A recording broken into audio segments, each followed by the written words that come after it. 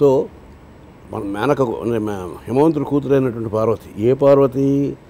దక్షయజ్ఞానికి ముందర శివుడికి భార్య అయిన పార్వతి శివుడు వద్దంటున్నా చెప్పిన మాట వినకుండా వాళ్ళ నాన్న యజ్ఞానికి పుట్టింటికి పిలిచేది ఎందుకులే అని చెప్పి అక్కడికి వెళ్ళి తన చేత పరాభవించబడి తనకి తానే యోగాగ్ని రగిలించుకొని దహించబడి ఆవిడ చచ్చిపోయిందేమో అనుకుని ఆయన పిచ్చివాడు అయిపోయి ఆ బూడిదంతటిని రాసుకుంటూ ఎక్కడ తిరిగినా మనశ్శాంతి లేక వచ్చి కైలాసంలో భూమి మీద ఉన్న కైలాస పర్వతం మీద తపస్సు చేసుకుంటూ ఉంటే ఆయనే తన భర్త అనే దాంతో మళ్ళీ ఇంకొక జన్మ తీసుకుని హిమవంతుడు కూతురుగా పుట్టి ఈ దగ్గర వచ్చి తపస్సు చేస్తూ ఉంటే ఆయన ఒళ్ళు పై తెలియకుండా ఉన్మాదిలాగా అసలు ఏమి చూడకుండా కూర్చుంటే వీళ్ళిద్దరికీ పెళ్ళి ఎప్పుడు గాను, వీళ్ళిద్దరికీ ఒక కొడుకు ఎప్పుడు పుట్టాను, ఆ కొడుకు ఎప్పుడు తారకాసుడు సంహరించాను అని దేవతలు అందరూ ఎదురు చూస్తుంటే ముందర అసలు ఆయన ఇవన్నీ చూడాలి కదా. చూస్తే ఆయనకు కూడా కొంచెం కామవికారం కలిగే అవకాశం ఉంది కదా. కలిగితే కదా ప్రేమ, తర్వాత పెళ్ళి, తర్వాత తదితర కార్యక్రమాలను. సో ముందర ఆయన వీడు చూడాలంటే అంతలాగా రాయిలా మునిగిపోయిన వాడిని ఏమిటి చేయాలి అనుకుని ఎవడు ముందరికి వెళ్ళాలన్నా ఇప్పుడు ఆయన తట్టి లేపామంటే ఒక్కసారిలో చూస్తాడు మనం అయిపోతాం మనం అని ఎవడి మటుకు వాడు ముక్కోటి దేవతలు నోరు మూసు కూర్చుంటే ముళ్ళు అందరూ కామ్గా కూర్చుంటే ఈ భూమి మీద సృష్టి జరగాల్సినటువంటి బాధ్యత కోసం ఈ బరువు నేను మోస్తున్నాను అని మన్మధుడు వెళ్ళి ఆయన ఎదురుగుండా ఆయన మీద పూర్వ బాణాలు సంధించి వేసి ఆయన ధ్యానాన్ని చెదరగొట్టి ఆవిడ మీద మోహం కలిగేటట్టుగా ప్రవర్తించి ఎవడరా నా ధ్యానాన్ని చెదరగొట్టాడు అని ఆయన ఇలా చూసినప్పుడు తీవ్రంగా బూడిదైపోయేలాగా అంత గొప్ప పని చేసిన వాడిని లోక కళ్యాణం కోసం కదా ఈ పని చేసేవాడికి నువ్వు ఇచ్చే బహుమానం ఇదా? ఎంత పారాడాక్స్ కనిపిస్తుంది. అదే ఏడ్చి అడిగింది నీలాగే రతీదేవి, ఏమైనా నా మగుడే నీకు అపకారం తలపెట్టాడా?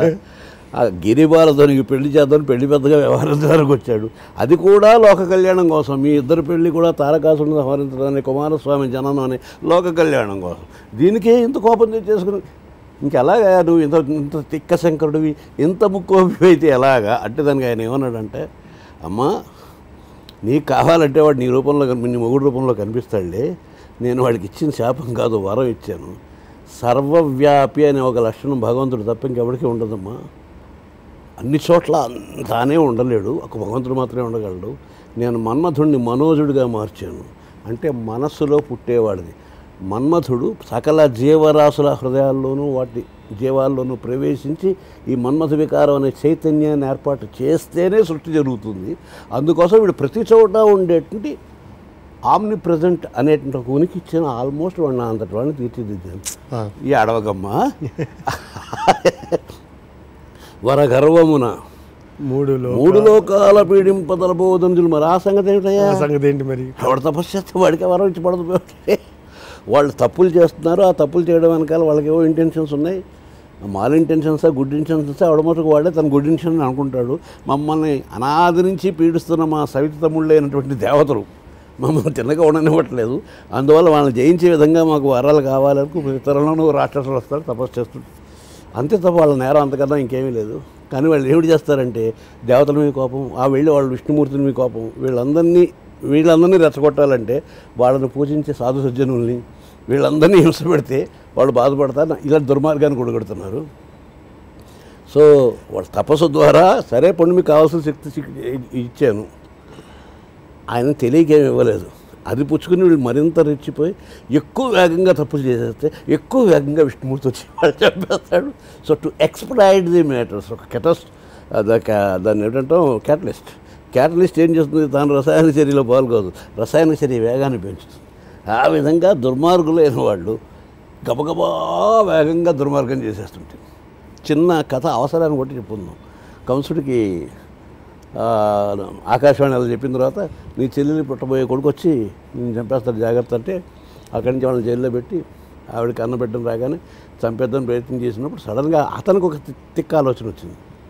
మేనలుడు ముద్దుగా నవ్వుతున్నాడు, చేతులను చెల్లెలు కొడుకు చాలా అపురూపంగా చూసుకుని చెల్లెలు కొడుకు అయినా నన్ను చంపబోయేవాడు 8వ వాడు కదా, వీడేం చేశాడు పాపం, వీడిని చంపడం అని చెప్పి వదిలేశాడు. అలా వదిలేసి 7 సార్లు వదిలేశాడు. వదిలేసి మేనమామ ప్రేమ అంతా పంచిపెట్టాడు, వాళ్ళతో ఆడుతున్నాడు. వీడేమిటా ఇలా సాధువుగా సజ్జుడిగా మారిపోతే వీడు చేసే దొండగాలను శిక్షించడానికి నేను ఎలా దిగను అంటాడు విష్ణుమూర్తిని. నా పాపం కలగజేసుకుని వాడి దగ్గరికి వచ్చి ఒక పిచ్చివాడానికి విష్ణుమూర్తి లెక్కలు తెలియవురా, నువ్వు 1 2 3 4 5 6 ఇలా లెక్కడుతున్నావు, విష్ణుమూర్తి ఇలా లెక్కట్టచ్చు 1 2 3 4 5 6 అప్పుడు మొదటివాడు 8వ వాడు అవుతాడు. నీకు ఏ లెక్కేస్తాడో నీకు తెలియదు, ఎందుకు వచ్చిన అనవసరమైన వికారాలకు పోతావు, హ్యాపీగా అందరినీ చంపేస్తే గొడవ లేదు అని వాడు ఆ దుర్మార్గాన్ని చేయటానికి వీలుగా ప్రోత్సహించబట్టి కంసుడు అనేటువంటి మహాఘోరమైనటువంటి పాపి నుంచి ఈ భూమికి విముక్తి కలగడానికి కావాల్సినటువంటి కార్యక్రమం జరిగింది. సో ప్రతి సృష్టిలో జరిగే ప్రతి కార్యక్రమం వెనకాల, ప్రతి ప్రణాళిక వెనకాల ఒక దివ్యమైన రీజన్ ఉంటుంది. ఆ రీజన్ని చూడటం అది మామూలు కాన్సెప్ట్ అయితే, ఆ సినిమాలో ఇంత సహృదయమైనటువంటి, ముఖ్యంగా ఈ పాటను లీడ్ తీసుకున్నది విశ్వనాథ్ గారు చెప్పిన ఒక మాట బహుశా అంత గొప్పగా ఇంకెవరూ చెప్పలేరేమో. అంగవైకల్యం లేదా ఏదో ఒక అవయవ లోపం ఉంటే వాళ్ళని మనం చూసి మనం జాలి పడతాం, అది మన సంస్కారానికి చిహ్నంగా భావిస్తాం. ఆయన ఏమడిగారంటే అంగవైకల్యం, మనకు తెలుసు బోల్డ్ మంది డంబ్ అండ్ డఫ్ ఉంటారు. డంబ్ అండ్ డఫ్ రెండు రోగాలు కాదు, వాళ్ళకి ఇక్కడ చెవికి సంబంధించినటువంటి ఆ వినికిడి నాడి లేకపోవటం మూలాన్ని వాళ్ళ సౌండే వినపడదు. వాళ్ళు ఏ సౌండ్ విని ఉండరు కాబట్టి దీన్ని ప్రొడ్యూస్ చేయలేరు. సో ఆటోమేటిక్గా మొగతనం వస్తుంది. సో వాళ్ళు రోడ్డు మీద హ్యాపీగా నడిచేస్తున్నారు, ఉద్యోగాలు చేసేస్తున్నారు, హ్యాపీగా మనం చేయగలిగిన అన్ని పనులు వాళ్ళు చేసేస్తున్నారు. వాళ్ళు వెనకాల వచ్చే బస్సు హార్న్ వినపడదే. ఏ విధంగా with what sense they are able to live as we live. So గుడ్డి వాళ్ళు చక్కగా బ్రెయిలీ మనం చూస్తున్నాం, వాళ్ళు చూస్తున్నారు. వాళ్ళకి మనకి తేడా పెట్టి వాళ్ళు మనకన్నా ఎక్కువ సుపీరియర్. ఎందుకంటే మనం బ్రెయిలీ లిప్ మీద వేలు పెట్టి ఏం చదవలేము కళ్ళు మూసుకుని. మన కళ్ళు ఉన్నాయి, ఈ రెండు కళ్ళు చూడలేని ఇంకో కంటితో వాళ్ళు చూడగలుగుతున్నారు. సో భగవంతుడు ఒకటి తీసేసాడని నీకు అనిపిస్తే అది తీయటం మంచికేమో, దేనికైనా ఎక్కువ చేయడానికేమో. సో విశ్వనాథ్ గారు నాకు చెప్పింది ఏంటంటే, నన్న ఈ సినిమా చూసి ప్రేక్షకుడు బయటకు వస్తూ భగవంతుని మాట ప్రార్థించాలి, నా పంచజ్ఞానేంద్రియాలు పంచకర్మేంద్రియాలు ఒకటి కానీ కొన్ని కానీ అన్నీ కానీ తీసేసుకో పర్వాలేదు. ఇన్ రిటర్న్ నాకు ఆ గాయకుడు లాంటి ప్రతిభని, ఈ అమ్మాయి లాంటి సహృదయాన్ని, గొప్ప హృదయాన్ని, చిత్రకళా హృదయాన్ని, ఇంత సెన్సిటివిటీని ఇవి చాలు. అంటే అంగవైకల్యాన్నో లోపాన్నో చూసి ఈర్ష్యపడేంత గొప్ప స్థాయిలో బతకాలి మనుషులు. ఇంతకుముందు ఒకసారి చెప్పాను, విశ్వనాథ్ గారి సినిమాలు మామూలు జీవన అవసరానికి భూమి సరిపోయిన నాటకానికి సంబంధించినవి కావు, మనో వికాసం తాలూకు హయ్యర్ ప్లేన్స్కి సంబంధించిన విషయాలు. అంటే నువ్వు ఒక స్థాయికి వెళ్ళేటప్పటికి నీ స్థితి ఎలా ఉండాలంటే, ఎవడో గుడ్డివాడు వెళ్తుంటే సడన్గా ఈర్ష్య వేసేయాలి, ఈర్ష్య కలగాలి.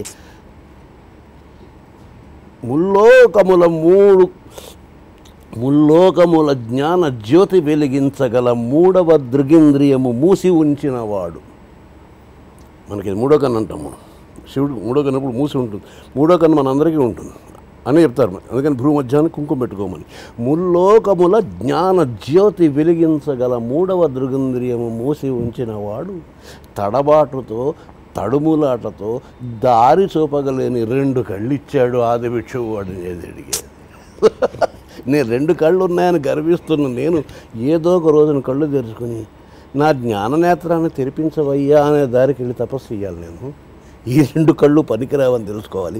ఇవి లేని వాళ్ళని చూసి జాలిపడే బదులు వాళ్ళు ఏ జ్ఞాననేత్రంతో జీవించగలుగుతున్నారో అర్థం చేసుకోగలగాలి అని ఆయన చెప్పినటువంటి ఆలోచన శివుడి పరంగా తీసుకుని ఆయన చేసిన పనులన్నింటిలోనూ వంకర్లు వెతుకుతున్నట్టుగా నటిస్తూ ఆ వంకర్ల వెనకాల ఉన్నటువంటి పరమార్థాన్ని చూపించడం జరిగింది. అందువల్ల ప్రతి వాక్యంలోనూ పరమార్థమైనప్పుడు అది నిందెలా అవుతుంది, స్థుతి అవుతుంది. ఇది సాహితీ ప్రక్రియ.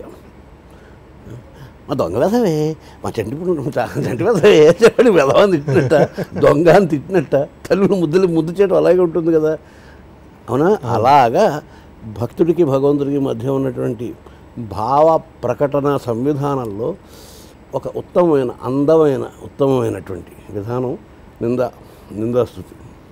ఆ నిందాస్తుతి అనేది తెలుగు సాహిత్యంలో నాకు తెలిసిన మేరకు, నేను చదువుకున్న మేరకు చిత్ర ప్రభావ దాక్షిణ్య భావ హత విమత జీవ శ్రీకాకుళాంధ్రదేవ అని కాసుల పురుషోత్తమ కవి రాసినటువంటి శ్రీకాకుళాంధ్ర శతకంలో చిన్నప్పుడు ఎప్పుడో చదువుకున్నాను, నా మనసులో పాతుకుపోయి ఒక 4-5 పాటలు నా సినిమా రాకమునుపు కూడా. ఏమి లీల నీ వినోదము మాయామతి వినుగు, ఏమి లీల నీ వినోదము మాయామతివి నీవు, తెలియరాదు నీ విలాసము. నీ అడ్రస్ తెలియదు ఏం చేసినప్పటికీ, గాలి వేలు సోకినంత కందిపోవు లేగులాబీ కంఠసీమలోన. కంఠసీమ అంటే మనం గ్రీవము అంటాం జువాలజీ భాషలో, తెలిసే ఉంటుంది. గ్రీవము అంటే కంఠం. గులాబీకి అంటే కంఠసీమలో ఏముంటుంది? ముళ్ళు ఉంటుంది. గాలి అనే వేలులా తాకితేనే కందిపోయే గులాబీ మెడలో ముళ్ళు నెక్లెస్గా పెట్టేవా? ఏమిటే విచిత్రం. గాలి వేలు తాకినంత కందిపోవులే గులాబీ కంఠసీమలోన కఠిన కంటకమ్మ అలంకరణ ఏమి లీల నీ వినోదం. మొత్తం జీవజాలం అంతా బతకాలంటే అత్యంత అవసరమైనటువంటి ముడిసరికేది సూర్యగ్రహం. ఈ నవగ్రహాల్లో కానీ మరక్కడా కానీ జీవకోట లేకుండా భూమి మీదే ఉండడానికి కారణం ఏమిటి? సూర్యుడికి భూమికి ఉన్న దూరం, ఆ వంపు, ఆ అక్షరం ఇవన్నీ కలిపితే. సో తన కాంతి ద్వారా, తన వేడిమి ద్వారా, తన కిరణాల ద్వారా మనకి జీవితాన్ని ఇంత ఇచ్చినటువంటిది ఆ కరుణ, ఆ అమృతము, ఆ దయ, ఆ వరం అంత ఎండగా ఎందుకు కాల్చేయాలి? సకల జీవజాలమెల్ల కిరణమాలి కరుణ వల్ల బ్రతుక జాలు. సకల జీవజాలమెల్ల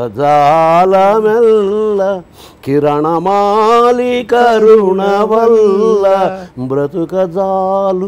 జాలువారు జాలి ఎండగా కాల్చనేల ఏమి లీల.